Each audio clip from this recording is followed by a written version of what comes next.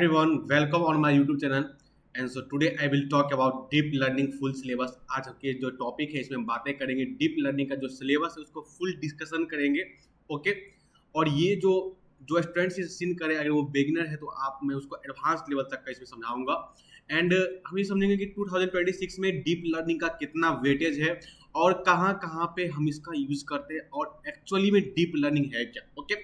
तो सबसे पहले अगर आप चैनल पे नए हो तो चैनल को सब्सक्राइब कीजिए, जय जय लाइक कीजिए और कमेंट कीजिए कि नेक्स्ट आपको कौन सा टॉपिक चाहिए. वैसे हमारे चैनल पे हमने एआई का जो सीरीज स्टार्ट किए थे जिसके अंदर हम अब तक लगभग 2 टॉपिक्स कंप्लीट कर चुके हैं. फर्स्ट आपका था एआई क्या है, एआई का बेसिक्स हमने कंप्लीट किए हैं एंड देन सेकंड हम मशीन लर्निंग भी कंप्लीट कर चुके हैं.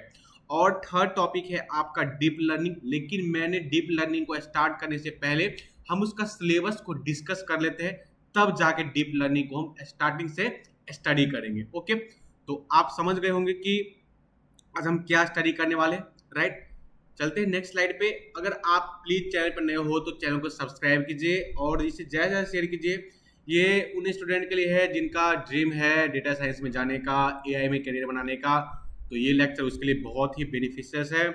और अगर आप सीएससी का स्टूडेंट है तो ये लेक्चर आपके लिए भी बहुत ज़्यादा बेनिफिशियस है बिकॉज हम आज डीप लर्निंग का फुल सिलेबस डिस्कस करें. आगे चल के आपका इलेक्टिव सब्जेक्ट आता है जिसमें आपको चूज करना होता है बहुत सारे ऐसे जो ये जो है सब्जेक्ट्स है, जैसे कि चूज करना पड़ता है. आपका कोई वेब डेवलपमेंट में जाता है या फिर बहुत सारे ऐसा चीज़ है जिसमें जाता है, तो आपको डीप लर्निंग में एक इलेक्टिव में के अंदर आ जाता है.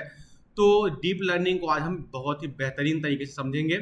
इसका सिलेबस को आज हम बस डिस्कस करेंगे, बाद बाकी जो नेक्स्ट लेक्चर से हम इसका जो टॉपिक है उसको हम स्टडी करेंगे. ओके. तो फर्स्ट ऑफ ऑल आज हम इसका सिलेबस डिस्कस करते हैं. मूव नेक्स्ट स्लाइड पे करते हैं. राइट. यहाँ पे है introduction to deep learning. First of all हम समझेंगे कि डीप लर्निंग का इंट्रोडक्शन. तो देखिए डीप लर्निंग है क्या कि डीप लर्निंग आपका एक एआई का एडवांस वर्जन है, कह सकते हैं कि आर्टिफिशियल इंटेलिजेंस का एक एडवांस वर्जन है और मशीन लर्निंग का एक ये सबसेट है, राइट. मशीन लर्निंग का क्या एक सबसेट है. डीप लर्निंग जो है आपका वो डेटा से ऑटोमेटिकली ट्रेन होता है. मतलब कोई भी चीज, जैसे मान लीजिए इसके अंदर हम कोई इमेज इनपुट्स दिए हैं और कहेंगे कि इसे आइडेंटिफाइड करने के लिए कि क्या ये आपका कैट है या क्या आपका डॉग है या क्या ये आपका ये ह्यूमन बीन है, तो जो कंप्यूटर से उस डेटा से सीखता है कि एक्चुअली में डेटा है क्या, तो यही आपका हो गया डीप लर्निंग, राइट. चलिए आज जो इंट्रोडक्शन में है आपका डीप लर्निंग में कि व्हाट इज डीप लर्निंग होता है आ जाता है. AI versus machine learning versus deep learning, history of deep learning and agri applications में आ जाते हैं. विजन क्या है, स्पीच एंड एनएलपी. एनएलपी का मतलब क्या है, नेचुरल लैंग्वेज प्रोसेस, राइट. तो ये था आपका इंट्रोडक्शन ऑफ डीप लर्निंग. अब नेक्स्ट है आपका कि मैथमेटिक्स डीप लर्निंग के लिए, ठीक है. Mathematics for deep learning. Deep learning जो है मैथ का डीप लर्निंग में मैथमेटिक्स हम कौन कौन सा मैथमेटिक्स यूज करते हैं, कौन कौन सा टॉपिक यूज करते हैं. तो फर्स्ट ऑफ ऑल इसमें लीनियर एल्जेब्रा के पार्ट्स आ जाते हैं, प्रोबेबिलिटी एंड स्टैटिस्टिक्स आ जाते हैं, कैलकुलस आ जाते हैं. कैलकुलस के अंदर अगर बातें करें तो derivative, gradients and last topic है आपका एक ऑप्टिमाइजेशन टेक्निक इसके अंदर आते हैं. बहुत सारे स्टूडेंट्स के मन में कन्फ्यूजन होते हैं कि हम इंजीनियरिंग करें तो हमें मैथमेटिक्स क्यों पढ़ाया जाता है, राइट. तो अगर आपको भी आज ये डाउट्स क्लियर हो गए होंगे कि हम मैथमेटिक्स क्यों पढ़ाई करते हैं, है ना. यहाँ पे देख सकते हो कि लीनियर अलजेब्रा सेकंड सेम में हम बहुत स्टूडेंट पढ़ाई किए थे. प्रोबेबिलिटी स्टैटिस्टिक्स थर्ड सेमेस्टर में करते हैं. कैलकुलस हो गया, ऑप्टिमाइजेशन टेक्निक्स. तो ये सब चीज़ सारा मैथमेटिक्स का पार्ट है. बहुत सारे स्टूडेंट्स के मन में डाउट्स होता है कि हमें 4th सेमेस्टर तक क्यों मैथमेटिक्स पढ़ाया जाता है. तो आपको शायद ये डाउट आज जो है वो क्लियर हो गए होंगे. और मैंने यहाँ पे जो फिगर है वो इसके अटैच कर दिया. यहाँ पे जैसे लीनियर अलजेब्रा का दिख रहा होगा, कैलकुलस दिख रहा होगा, प्रोबेबिलिटीज क्या है एंड न्यूरल नेटवर्क्स क्या है, यहाँ पे सारा कुछ आपको प्रोवाइड किया गया है. ओके. चलते हैं नेक्स्ट स्लाइड पे. नेक्स्ट आपका कि न्यूरल नेटवर्क फंडामेंटल्स.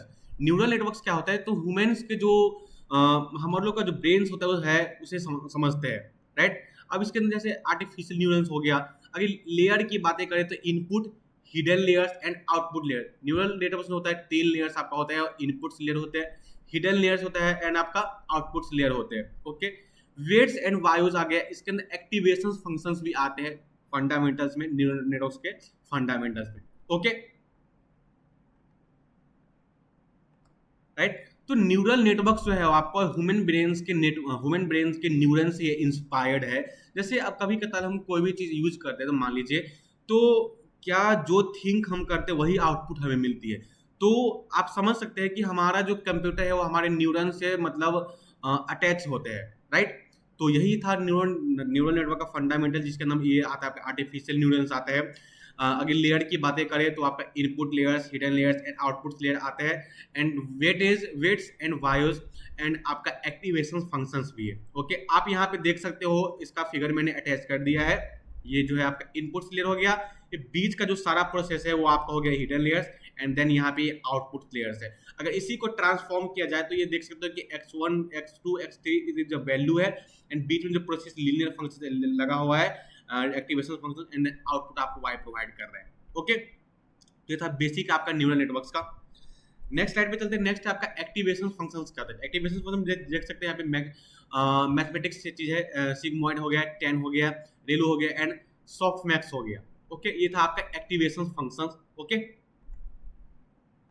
अगर हम बातें करें कि एक्टिवेशन फंक्शंस क्या होता है, तो एक्टिवेशन फंक्शन वो होता है, एक्टिवेशन फंक्शंस डिसाइड करता है कि न्यूरन आपका एक्टिवेट होगा या नहीं। तो न्यूरन से ये एक्टिवेट होगा या नहीं, तो यहीं पे कुछ फंक्शंस दिया गया, सिग्मॉइड हो गया, 10 हो गया, रेलू हो गया, सॉफ्टमैक्स हो गया। अगर सिग्मॉइड की बात करें तो इसका वैल्यू 0 और 1 के बीच में होता है। 10 का बात करें इसमें तो इसका वैल्यू जो होता है आपका -1 से -1 से 1 के बीच होता है।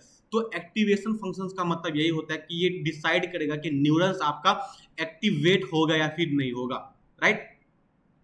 Okay, so move on next slide. Next है आपका कि training neural networks. Training neural networks में आता है आपका forward propagation, backward propagation, loss function and gradient descent. अब हम समझेंगे कि जो आपका ट्रेनिंग न्यूरल नेटवर्क्स क्या होते हैं। ओके, अब हम समझेंगे कि ट्रेनिंग न्यूरल नेटवर्क में, तो ट्रेनिंग न्यूरल नेटवर्क में आपका मेनली 3 मेन पार्ट्स होते हैं आपका, forward propagation, backward propagation and loss functions, and last है आपका ग्रेडेड डिसेंट। ओके, तो ये था आपका ट्रेनिंग न्यूरल नेटवर्क, हम लोग कैसे ट्रेन करते हैं। ओके, अब सो move on next slide. Next है आपका डीप न्यूरल नेटवर्क्स क्या होते हैं। डीप न्यूरल नेटवर्क्स में हम समझेंगे कि इसमें होता है कि multi layer networks, vanishing gradient problems आते हैं, weight initialization and batch normalization. आप यहाँ पे देख सकते हो कि डीप मीन्स क्या होता है कि न्यूरल नेटवर्क, यहाँ पे इनपुट लेयर्स हो गया, मल्टीपल हिडन लेयर्स, बहुत सारे लेयर का हिड रहता है, एंड जो फाइनली आपका है वो आपका आउटपुट लेयर। मीन्स जो हम इनपुट प्रोवाइड करते हैं हमें आउटपुट तक मिल जाता है। बहुत सारे देखते होंगे कि हम लोग गूगल असिस्टेंट से कोई भी क्वेश्चन पूछते हैं तो आपका विद इन सेकेंड में आंसर मिल जाता है, लेकिन उसके पीछे का जो प्रोसेसिंग है वो आपका ऑलरेडी स्टार्ट होता है, जो कि बहुत फास्टेज होता है आपका। ओके, बात समझ गए। अगर न्यूरल नेटवर्क्स में मल्टीपल हिडन लेयर्स रहे तो वो आपका डीप न्यूरल नेटवर्क्स उसे कहते हैं। मतलब जो न्यूरल नेटवर्क है आपका उसमें मल्टीपल हिडन लेयर्स रहे, बहुत सारे हिडन लेयर्स रहे, तो आपका डीप न्यूरल नेटवर्क्स होते हैं, right. Okay, move on next slide. अब रेगुलराइजेशन टेक्निक्स की बातें करें तो यहाँ पे आप देख सकते हो, एक सेकेंड, जो मैंने यहाँ पे फिगर शो किया है, ये जो रेगुलराइजेशन टेक्निक है ये आपका डेटा को ओवरफिटिंग होने से बचाता है। डेटा को ओवरफिटिंग होने से बचाने के लिए रेगुलराइजेशन टेक्निक का यूज करते हैं। अब बात करें कि ओवरफिटिंग क्या होता है, तो ओवरफिटिंग जो होता है वो ओवरफिटिंग एक टेक्निक है जिसमें मतलब जो कंप्यूटर से वो डेटा को याद कर लेता है, राइट। तो ये इसी से बहुत बचाने के लिए इसका यूज हम लोग करते हैं। इसके अंदर आपका आता है L1 and L2 regularisation, drop out, early stopping and data augmentations, right. यहाँ पे आप फिगर देख सकते हो, मतलब कोई भी डेटा होता है उसको ये याद कर लेता है, मतलब उसे याद कर लेता है, उस मॉडल्स को याद कर लेता है। तो उस चीज से बचाने के लिए हम लोग रेगुलराइजेशन टेक्निक का यहाँ पे यूज करते हैं, राइट। अब यहाँ पे क्या है कि कॉन्वोल्यूशनल न्यूरल नेटवर्क्स, CNN क्या होता है। ओके, तो CNN की बातें यहाँ पे करें तो आप देख सकते हो ये जो CNN है आपका वो इमेज प्रोसेसिंग में इसका यूज होता है। ओके, इमेज प्रोसेसिंग मतलब यहाँ पे इसका लेयर होता है convolutional layer, pooling layer, feature extraction and image classification. अगर बातें किया जाए तो फेस रिकॉग्नाइजेशन में जैसे फेस लॉक आपका, जैसे फोन्स है मेरा तो फोन्स में फेस लॉक आपका होता है, फेस वेरीफाइड करने का मशीन होता है आपका, फेस ऑथेंटिफाइड करते हैं कि आइडेंटिफाइड करते हैं दिस क्या यही पर्सन है जिसका ये आधार कार्ड है, कि यही पर्सन है जिसका बैंक अकाउंट है, राइट। तो यही होता है आपका कि CNN में इमेज प्रोसेसिंग लिए इसका हम लोग यूज करते हैं। यहाँ पे अभी इमेज शो हुआ होगा, introduction to communication neural networks. ये जो है आपका देख सकते हैं कि एप्पल है, ऑरेंज है, एप्पल है, ऑरेंज है, एंड इसको ट्रेनिंग किया गया है, फिर इनपुट्स तो आपका ये दिया गया। तो इससे ये क्या क्या मतलब कहने का मतलब ये है कि एक बॉक्स है आपका, एक कंटेनर है जिसके अंदर आप बहुत सारे फ्रूट्स का स्टोर करके रखे, लेकिन उसे आपको अलग अलग करना है। तो ये यहाँ पे जो इनपुट्स आप देते हैं, यहाँ पे ट्रेनिंग है दिया गया है कि there are 2 apples in the picture. मतलब कहने का मतलब ये है कि जो ये आपको कंप्यूटर्स बताएगा कि इस जो कंटेनर है इसके अंदर 2 एप्पल्स है एंड 2 आपका ऑरेंज है, और आपको ये ट्रेनिंग मतलब दिया गया, राइट। तो देख सकते हैं कि CNN क्या होता है, ओके, इमेज प्रोसेसिंग के लिए इसका हम लोग यूज करते हैं, राइट। चलते हैं नेक्स्ट स्लाइड पे। नेक्स्ट है आपका कि रिकरेंट न्यूरल नेटवर्क्स क्या होते हैं। रिकरेंट मतलब ये होता है कि इसमें आता है आपका आता है sequential data, back propagation through time, and LSTM and GRU, okay. यहाँ पे जो आपका ये जो RNN सीक्वेंस है ये डेटा के लिए यूज किया जाता है कि सिक्वेंशियल डेटा हो गया, बैक प्रोपेगेशन थ्रू टाइम हो गया, LSTM हो गया एंड GRU, राइट। यहाँ पे आप इसका इमेज शो हुआ होगा। मेनली कंप्यूटर्स में डेटा के लिए ज्यादातर हम इसका यूज करते हैं, ओके। अब चलते हैं नेक्स्ट स्लाइड पे। नेक्स्ट है आपका natural language processing. This is a very important part in deep learning. So natural language processing क्या होता है, तो जो नेचुरल लैंग्वेज प्रोसेसिंग एक होता है, मेनली होता है ये कि इसमें ह्यूमन को कंप्यूटर्स के ह्यूमन लैंग्वेज को बताता है कि आप क्या इंस्ट्रक्शंस दे रहे हैं। अब मान लीजिए हम कुछ भी चीज पूछ रहे हैं AI असिस्टेंट से, तो हमने जो यहाँ से बोल रहे हैं वहां पे जाके वो रिकॉर्ड होकर वो कंप्यूटर्स को बताते हैं, कंप्यूटर्स उसको आउटपुट फॉर्म में प्रोवाइड करते हैं। तो NLP का यही काम होता है। फर्स्ट ऑफ ऑल यहाँ पे देखा जाए तो text processing, word embedding, word to vec and sequence model. यहाँ पे देख सकते हो कि जो फिगर मैंने ऐड किया यहाँ पे क्या क्या है, तो text input and data collections, iterations and improvements हो गया, text processing, text representation, future sections हो गया आपका, मॉडल सिलेक्शंस हो गया and training, model development and interface, evolutions and आपका ऑप्टिमाइजेशन, नेक्स्ट है आपका last is iterations and improvement. तो नेचुरल लैंग्वेज प्रोसेसिंग का यही काम होता है कि ह्यूमंस का जो लैंग्वेज होता है उसको वो कंप्यूटर के फॉर्म में बताता है, कंप्यूटर को बताता है, और कंप्यूटर हमें फाइनली आउटपुट प्रोवाइड करते हैं, ओके। तो ये आपका डीप लर्निंग का कोर पार्ट इसे भी कहा जाता है। सो move on next slide. Next है आपका ऑटो इनकोडर्स। ऑटो इनकोडर्स में क्या होता है, इनकोडर्स एंड डिकोडर, मतलब कंप्यूटर्स को समझाता है कि इनपुट्स क्या है, इनपुट्स लेयर में क्या है, उसे कोड करके आउटपुट लेयर में कन्वर्ट करते हैं। डायमेंशनली डिडक्शंस की बातें आता है इसके अंदर, डी नॉइजिंग ऑटो इनकोडर्स, मतलब नॉइज कैंसलेशन में काम करता है आपका, ओके।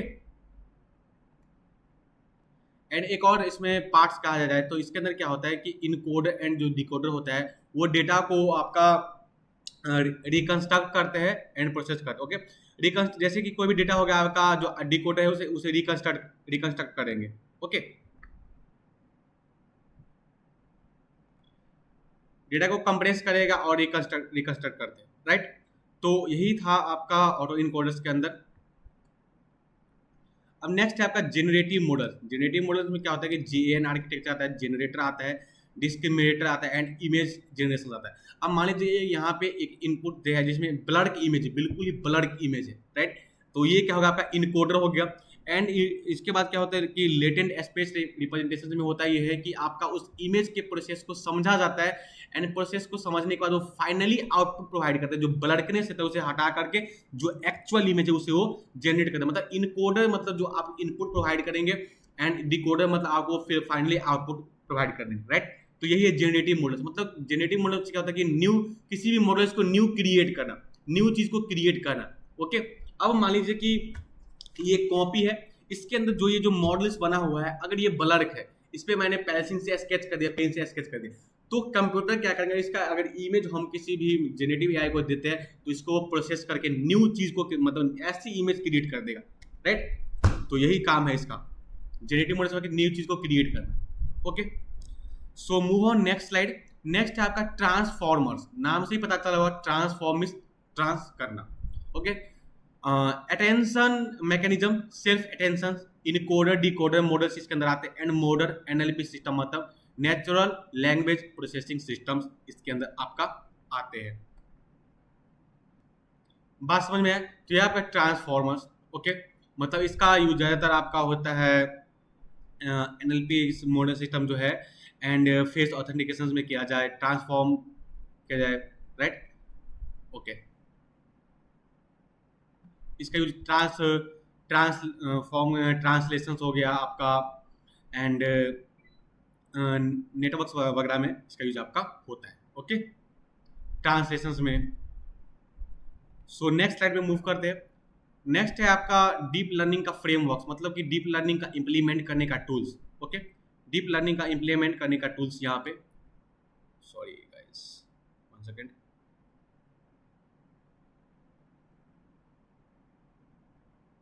ओके, जो डीप लर्निंग फ्रेमवर्क मतलब यही होता है कि डीप लर्निंग का इंप्लीमेंट करने का टूल्स। टेंसर फ्लो हो गया, पाईटॉर्च हो गया, केराज हो गया, जो कि तीनों चीज़ आपका गूगल के द्वारा इसे जनरेट किया गया, गूगल के सॉफ्टवेयर इंजीनियर द्वारा इसे जनरेट किया गया 2015 में, जिसके अंदर Python programming, Java script and आपका इस तरह चीज प्रोग्रामिंग का यूज करके इस चीज को क्रिएट किया गया है। एंड इसके अंदर जो आपका पाइटर्च है, केराज है and model training and development. अगर बातें किया जाए पाइथन सॉरी यहाँ पे डीप लर्निंग फ्रेमवर्क का, तो आपका TensorFlow, PyTorch, Keras, Caffe, TensorFlow dot JS मतलब जावा स्क्रिप्ट, ग्लूकॉन, आपका deep learning and Chainer and Theano. तो ये चीज आपका जो है आपका डीप लर्निंग का फ्रेमवर्क है। ओके, मतलब डीप लर्निंग का फ्रेमवर्क का मतलब कहने का मतलब है कि डीप लर्निंग को इंप्लीमेंट करने का टूल्स, उसको प्रैक्टिकल वे में यूज करने का टूल्स। यहाँ पे जो टेंसर फ्लो है, पाइटर्च है, इस चीज को आप थोड़ा डीपली में जाकर स्टडी कर सकते हैं। मैं इसको शॉर्टली बताता हूँ कि ये सब चीज जो है आपका वो आर्टिफिशियल इंटेलिजेंस के देखते हुए इसको गूगल के इंजीनियर्स के द्वारा इसे क्रिएट किया गया है। ओके, जिसके अंदर यूज किया गया Python, Java script and other language, C++ language का यूज किया गया है। ओके, पाइथन लैंग्वेज का मोस्टली इसलिए यूज किया गया है क्योंकि वो उसका जो आपका स्ट्रक्चर होता है बिल्कुल ही बेसिकली होता है एंड इजिली इसको ऑटोमेशन के लिए यूज करते हैं, राइट। अब मूव करते हैं नेक्स्ट स्लाइड पे। Next is last slide of your syllabus. So अगर डीप लर्निंग का प्रोजेक्ट की बातें किया जाए तो फर्स्ट है आपका इमेज क्लासिफिकेशन पे हम बना सकते हैं। ओके, एंड सेकंड है आपका फेस रिकॉग्नाइजेशन, थर्ड है आपका चैटबॉट एंड फोर्थ है आपका सेडिमेंटेड एनालिसिस। ये चारों प्रोजेक्ट हम इसके अंदर क्रिएट करेंगे जब हमारा डीप लर्निंग लास्ट में इंड हो जाएगा, तो मतलब खत्म हो जाएगा। तो हमने मशीन लर्निंग ऑलरेडी कंप्लीट कर चुके, मशीन लर्निंग और डीप लर्निंग दोनों का मिक्सअप करके हमें बहुत बड़ा प्रोजेक्ट क्रिएट करने जा रहे हैं। कम से कम हम इसके अंदर 4 प्रोजेक्ट क्रिएट करेंगे जो कि आप अपने एकेडमिक में शो कर सकते हो, अपने लिंक्डइन में पोस्ट कर सकते हो एंड आपको प्लेसमेंट्स में एंड आपके इंटर्नशिप में ये ज़्यादा ही आपको हेल्प करेंगे। ओके, सो ये था आपका नेक्स्ट इन लास्ट स्लाइड। सो अगर आपको कोई भी प्रॉब्लम है तो आप हमें कमेंट के थ्रू बता सकते हैं एंड आपको कोई भी ऐसी प्रॉब्लम तो कमेंट के थ्रू बता सकते हैं। एंड अगर आप चैनल पर नए हो तो चैनल को सब्सक्राइब कीजिए एंड ज़्यादा से ज़्यादा शेयर कीजिए। एंड नेक्स्ट आपको कौन सा टॉपिक अच्छा चाहिए आप कमेंट के थ्रू बता सकते हैं। And best of luck and आपका जो ड्रीम है वो ट्रू हो। एंड हम नेक्स्ट जो है आपका नेक्स्ट टॉपिक हम स्टार्ट करेंगे आपका डीप लर्निंग, इसको हम बहुत ही बेसिकली से स्टार्ट करने जा रहे हैं, right. Thank you so much, best of luck.